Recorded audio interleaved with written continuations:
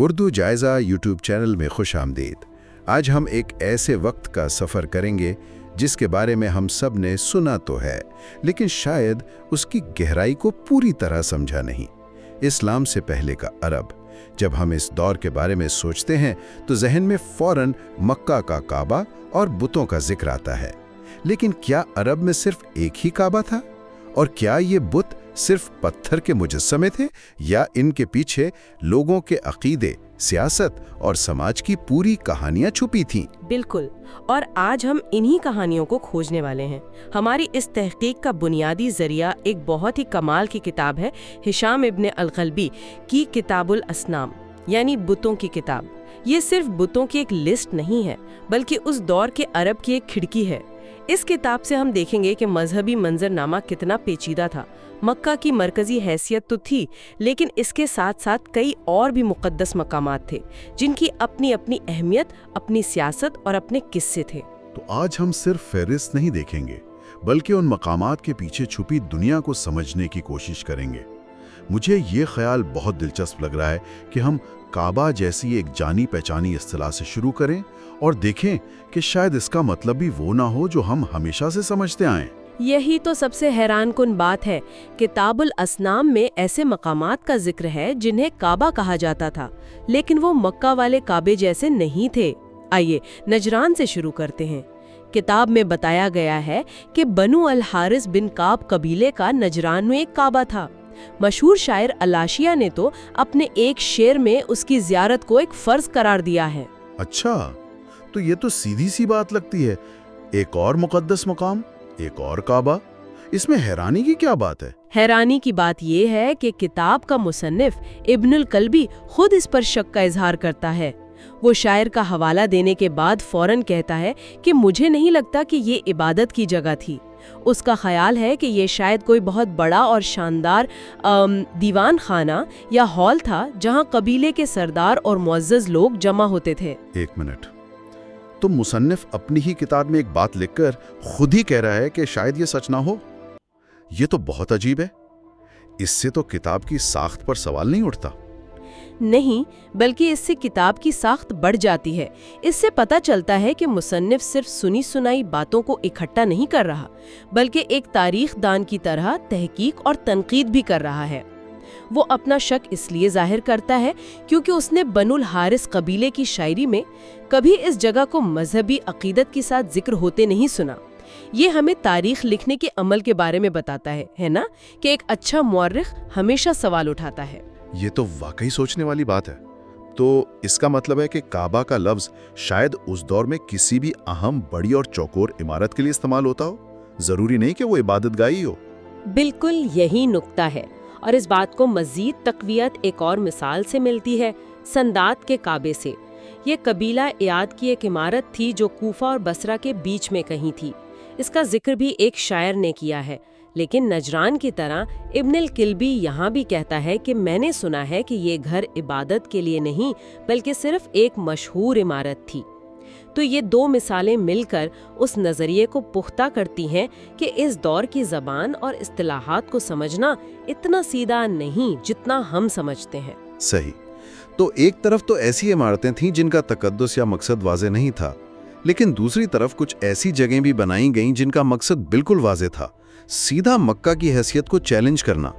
میرا اشارہ صنعاء کے اس مشہور گرجا گھر کی طرف ہے۔ جی، القلیس، یہ ایک بالکل مختلف کہانی ہے۔ اسے یمن کے حبشی گورنر ابرہہ الاشرم نے بنایا تھا۔ کتاب الاسنام میں اس کی شان و شوکت کی تفصیلات دی گئی ہیں۔ سنگمرمر، سونا، چاندی، آبنوس کی لکڑی، مطلب اسے اس وقت کی سب سے شاندار عمارتوں میں سے ایک بنانے کی کوشش کی گئی تھی۔ اور ابرہہ کا مقصد چھپا ہوا نہیں تھا۔ اس نے حبشہ کے بادشاہ کو خط میں صاف صاف لکھا کہ میں نے آپ کے لیے ایک ایسا گرجا گھر بنایا ہے جیسا پہلے کسی بادشاہ کے لیے نہیں بنا، اور میں تب تک چین سے نہیں بیٹھوں گا جب تک عربوں کے حج کا رخ مکہ سے یہاں نہ موڑ دوں۔ یہ تو کھلم کھلا اعلان جنگ تھا۔ یہ صرف ایک مذہبی عمارت نہیں تھی، یہ ایک بہت بڑا سیاسی اور معاشی منصوبہ تھا۔ اگر عربوں کا حج مکہ کے بجائے سونا کی طرف ہو جاتا تو نہ صرف مذہبی مرکزیت بدلتی بلکہ تجارت اور طاقت کا سارا توازن ہی الٹ جاتا۔ اور یہی ہوا۔ یہ ایک بہت بڑا چیلنج تھا جسے مکہ کے لوگ نظر انداز نہیں کر سکتے تھے۔ رد عمل بھی فوری اور شدید آیا۔ کتاب کے مطابق مکہ کے حامیوں نے اپنے کچھ لوگ بھیجے جنہوں نے رات کے اندھیرے میں اس نئے گرجا گھر میں گھس کر گندگی پھیلا دی اور اس کی بے حرمتی کی۔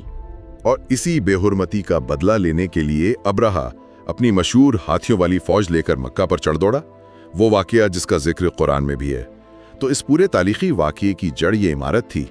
بالکل، یہ مثال دکھاتی ہے کہ اس دور میں ایک عمارت صرف اینٹ اور پتھر کا ڈھانچہ نہیں تھی، بلکہ وہ طاقت، وقار اور معیشت کی علامت تھی۔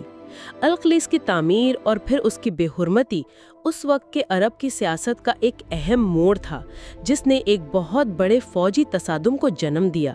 واہ، یہ تو بڑے پیمانے کی سیاست اور طاقت کے کھیل تھے۔ لیکن ان بڑی بڑی عمارتوں اور بین الاقوامی سیاست سے ہٹ کر عام لوگوں کی زندگی میں بتوں کا کیا کردار تھا؟ کیا ان سے کوئی ذاتی کہانیاں بھی جڑی تھیں؟ بہت گہری کہانیاں۔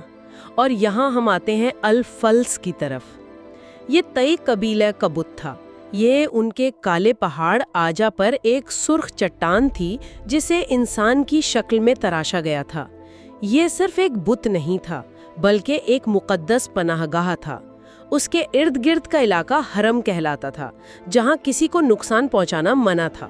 اگر کوئی آوارہ جانور بھی اس کی حدود میں آ جاتا تو اسے بت کی ملکیت سمجھ کر کوئی ہاتھ نہیں لگاتا تھا۔ یعنی اس کا ایک سماجی کردار بھی تھا، ایک محفوظ علاقہ فراہم کرنا۔ جی، لیکن اس سے جڑا ایک واقعہ اس سے بھی زیادہ دلچسپ ہے، جو عقیدے کی نوعیت پر ہی سوال اٹھا دیتا ہے۔ کتاب میں ذکر ہے کہ اس بت کا نگران، جس کا نام سیفی تھا، نے مالک بن کلثوم نامی ایک شخص کی پڑوسن کی اونٹنی پکڑ لی اور اسے بت کے احاطے میں باندھ دیا۔ اس کا خیال تھا کہ اب یہ بت کی ملکیت ہے اور کوئی اسے چھو نہیں سکتا۔ لیکن مالک بن کلثوم نے اسے چیلنج کر دیا۔ اور کیسے چیلنج کیا؟ وہ وہاں پہنچا اور سیفی سے اونٹنی واپس مانگی۔ سیفی نے اسے دھمکی دی، کیا تم اپنے رب کی حرمت پامال کرو گے؟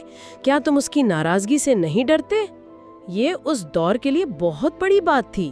ایک عام آدمی سے یہ توقع کی جاتی تھی کہ وہ ڈر کر پیچھے ہٹ جائے گا، مگر وہ نہیں ہٹا۔ اس نے کیا کیا؟ اس نے سیفی کی دھمکی کو نظر انداز کیا، آگے بڑھا اور زبردستی اپنی پڑوسن کی اونٹنی کو کھول کر واپس لے آیا۔ یہ ایک کھلی بغاوت تھی۔ وہاں موجود سب لوگ سانس روکے دیکھ رہے تھے کہ اب کیا ہوگا۔ اب اس پر آسمان سے بجلی گرے گی، کوئی آفت آئے گی، یہ اندھا ہو جائے گا، کچھ تو ہوگا۔ اور کیا ہوا؟ کچھ بھی نہیں۔ مالک بن کلثوم اونٹنی لے کر چلا گیا اور اسے کچھ نہیں ہوا۔ یہی اس کہانی کا سب سے بڑا موڑ ہے۔ وہاں موجود لوگوں میں عدی بن حاتم بھی تھے، جو بعد میں ایک بہت مشہور صحابی بنے۔ وہ یہ سب دیکھ کر حیران رہ گئے۔ کتاب بتاتی ہے کہ انہوں نے کئی دن انتظار کیا کہ مالک پر ضرور کوئی عذاب نازل ہوگا، لیکن جب کچھ نہیں ہوا تو ان کا دل اس بت سے اچاٹ ہو گیا۔ اس ایک واقعے نے ان کے عقیدے کی بنیادیں ہلا دیں اور انہوں نے الفلس کی پوجا چھوڑ کر عیسائیت قبول کر لی۔ یہ تو کمال کی کہانی ہے۔ یعنی ایک شخص کی ہمت اور بغاوت نے ایک دیکھنے والے کا پورا عقیدہ بدل دیا۔ یہ کسی فلم کا سین لگتا ہے۔ یہ ہمیں بتاتا ہے کہ عقیدہ کتنا نازک ہو سکتا ہے۔ جب آپ کا خدا آپ کی توقعات پر پورا نہ اترے، خاص طور پر جب وہ کسی گستاخ کو سزا نہ دے، تو ایمان متزلزل ہو سکتا ہے۔ بالکل۔ اور اس کہانی کا ایک اور پہلو بھی ہے۔ جب بعد میں اسلام آیا تو حضرت علی رضی اللہ تعالیٰ نے اس بت کو تباہ کرنے کا حکم دیا۔ جب اسے توڑا گیا تو اس کے اندر سے مخزم اور رسوب نامی دو مشہور تلواریں ملیں۔ یہ تلواریں غسان کے بادشاہ حارث بن ابی شمر نے اس بت کو نذرانے میں دی تھیں۔ اس سے یہ بھی پتہ چلتا ہے کہ ان بتوں کی حیثیت صرف مقامی نہیں تھی، بلکہ دور دراز کے بادشاہ بھی انہیں تحفے بھیجتے تھے۔ الفرس کی کہانی تو عقیدے کے ٹوٹنے کی کہانی ہے۔ کیا کوئی ایسی مثال بھی ہے جہاں عقیدہ بہت عملی یا لچکدار قسم کا ہو؟ بہت اچھی مثال موجود ہے، اور یہ بھی تئی قبیلے کی ہی ایک شاخ سے جڑی ہے۔ ان کے بت کا نام تھا الیاؤم۔ دلچسپ بات یہ ہے کہ یہ ان کا اصل بت نہیں تھا۔ کتاب الاسنام بتاتی ہے کہ ان کے جو پرانا بت تھا اسے بنو اسد قبیلے والے کسی لڑائی میں ان سے چھین کر لے گئے۔ تو پھر انہوں نے کیا کیا؟ کیا انہوں نے اپنا بت واپس لینے کے لیے جنگ کی؟ نہیں، انہوں نے بس ایک نیا بت بنا لیا، الیوب، اور اس کی پوجا شروع کر دی۔ کتاب میں شاعر عابد کا ایک مصرع بھی نقل کیا گیا ہے جس کا مفہوم ہے انہوں نے اپنے پرانے خدا کی جگہ الیوب کو اپنا لیا۔ یہ تو اور بھی حیران کن ہے۔ مطلب ان کے لیے اصل بت سے زیادہ اہم یہ تھا کہ بس کوئی نہ کوئی بت پوجا کے لیے موجود ہو۔ اگر ایک خدا چھن گیا تو کوئی بات نہیں، دوسرا بنا لو۔ یہ تو عقیدے سے زیادہ ایک ضرورت یا روایت لگتی ہے۔ یہ اس دور کی سوچ کی ایک جھلک دکھاتا ہے جو ہمارے لیے سمجھنا مشکل ہو سکتا ہے۔ شاید ان کے لیے بت ایک جھنڈے کی طرح تھا، قبیلے کی شناخت کی علامت۔ اگر ایک علامت چلی گئی تو دوسری بنا لی، لیکن قبیلے کی روایت جاری رہنی چاہیے۔ اس سے پتہ چلتا ہے کہ عقیدے کی نوعیت بہت عملی تھی۔ یہ کوئی گہرا فلسفہ نہیں تھا، بلکہ روزمرہ زندگی کا ایک حصہ تھا۔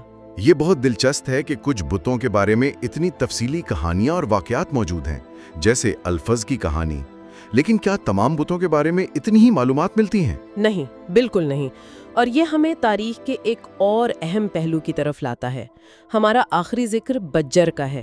یہ ازد قبیلے اور ان کے پڑوسی قبیلوں کا بت تھا، لیکن کتاب میں اس کے بارے میں اس ایک جملے کے علاوہ تقریباً کچھ نہیں ہے۔ بس اتنا ہی؟ کوئی کہانی نہیں، کوئی تفصیل نہیں؟ بس اتنا ہی۔ کتاب میں صرف یہ بتایا گیا ہے کہ کون سے قبائل اس کی پوجا کرتے تھے۔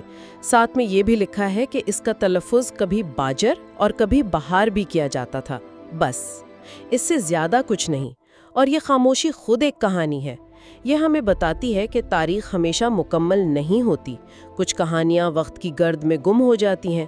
شاید بجر سے جڑی بھی بہت سی کہانیاں رہی ہوں، لیکن وہ ابن القلبی تک نہیں پہنچی، یا انہوں نے انہیں اہم نہیں سمجھا۔ تو یہ جو معلومات کا نہ ہونا ہے، یہ بھی ایک طرح کی معلومات ہے۔ یہ ہمیں بتاتا ہے کہ تاریخ کیسے لکھی اور محفوظ کی جاتی ہے۔ کچھ قبائل شاید اپنی کہانیاں سنانے میں بہتر تھے، یا ان کے واقعات زیادہ ڈرامیٹک تھے، اس لیے وہ یاد رہ گئے، اور کچھ بس تاریخ کے حاشیے پر رہ گئے۔ بالکل، یہ تاریخ نویسی کی حقیقت ہے۔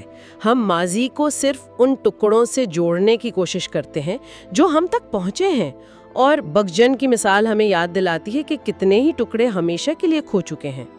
تو آج ہم نے دیکھا کہ اسلام سے پہلے کا عرب صرف ایک رنگ کا نہیں تھا۔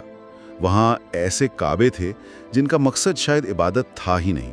وہاں صنع جیسا ایک عالیشان گرجا گھر تھا جو مکہ کے لیے ایک سیاسی اور معاشی چیلنج بن گیا۔ اور پھر الفلس اور الیعوب جیسے مقامی بت تھے جن سے ایک طرف عقیدے کے ٹوٹنے اور دوسری طرف عقیدے کی حیرت انگیز لچک کی کہانیاں جڑی ہیں۔